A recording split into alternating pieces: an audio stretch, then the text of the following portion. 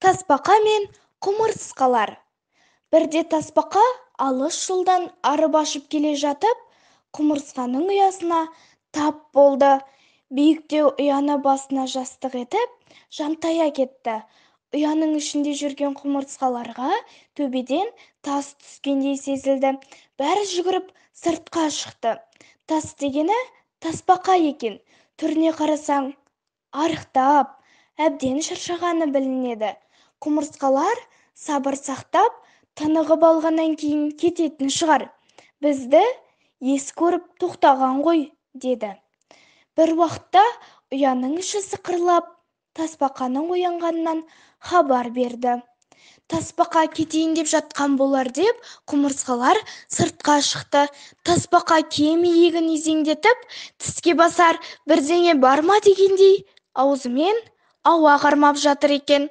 Түрі сондай аянышты, көзін ашуға да шамасы жоқ секілді.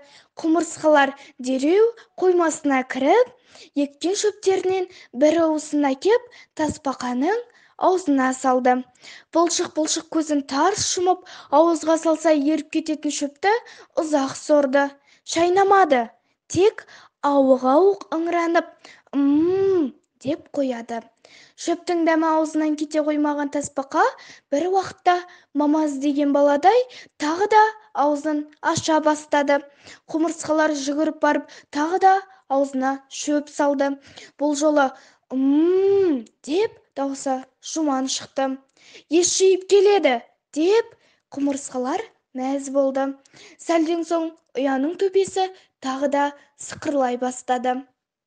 Тасбақа кетейін деп жатыр-ау, деп құмырсқалар сыртқа ағылды. Жоқ, тасбақаның кететін түрі байқалмайды. Бұл жолы тасбақа шөп деген сөзді анық айтты. Әлі күш жинау керек, деген құмырсқалар қоймаға жүгірді. Тасбақа көк шөпті бырт-бырт шайнай бастады. Қарны тойған соң көзі ілініп кетті. Демалсын, әбден шаршаған екен, деп құмырсқалар тасбақаның мазасын алмауға тырысты. Біраз уақыттан кейін ұя дірілдеп кетті. Тасбақа кетейін деп жатқан болар деп ойлаған құмырсқалар ұясынан атып шықты. Қараса, тасбақа ұяны тарсылдатып жатыр екен.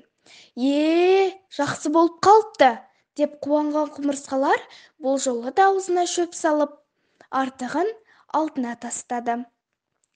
Бұл шөпті сізге әкелдік, асықпай шайнап жеңіз, деді құмырсқалар. Бірақ тасбақа асығып, аузындағы шөпті шала шайнап жұта салды да, алдындағы шөпке бас салды. Енді тасбақа орнынан көтеріліп, жан-жағына қарай бастады.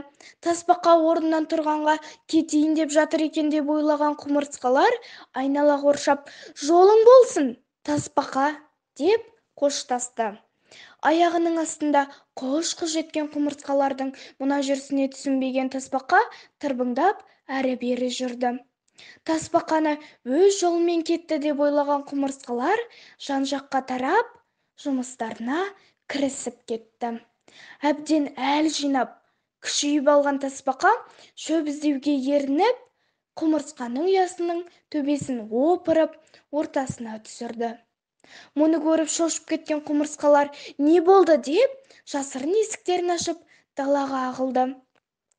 Құмырсқалар жан ұшыра, ау, Тасеке, мұның не? деп, тасбақаның тілінде сөйлескісі келіп еді. Шөптің дәмін алған тасбақа ештеңе де естімеді. Бар ынта-шынтасымен шөпке жуан тұмсығын тығып, құлағын тарс жауып алды.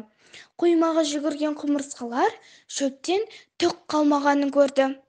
Жегенін жеп, жемегенін жуан қысқа аяғымен таптап тастапты. Бұлай болмайды, құмырсқалар, жиналыңдар, деді бірі. Тойып алып, кекірек атса да шөптен тұмсығын ала алмай, шошқа ұқсап қорсылдап жатқан тасбақаны бәрі бір қолдай көтеріп алды да, қапелімде не болғанын түсінбей қалған тасбақа мың құмырсқаның үстінде қалықтап бара жатты. Бір уақытта ұядан алыстап барды да, бәрі бірденмен өздерінен миллион есе үлкен тасбақаны шыбын құрлы көрмей лақтырып жіберді. Құмырсқалардың күштілігі сонша зіл батпан тасбақа шыр көбелек айналып барды да төңкеріліп түсті. Тарбиған аяқтарымен басы аспанға қарап тарбаңдап жатты. Мөңк-мөңк дегенге ұқсап түсініксіз дыбыс шығарып құмырсқалардан көмек сұрап еді, олар қайырылып та қарамады. Келе сала бұзылған ұяны тып-типыл болған қойманы қайта қалпына келтіре бастады. Ал тасбақа сол жатқаннан мол жатты, бақырды, шақырды, бірақ даусын ешкім естімеді. Аяғы аспаннан келген тасбақа енді кімге керек? Ыстық күннің астында тас сауытына майы сорғалап тағы біраз жатты.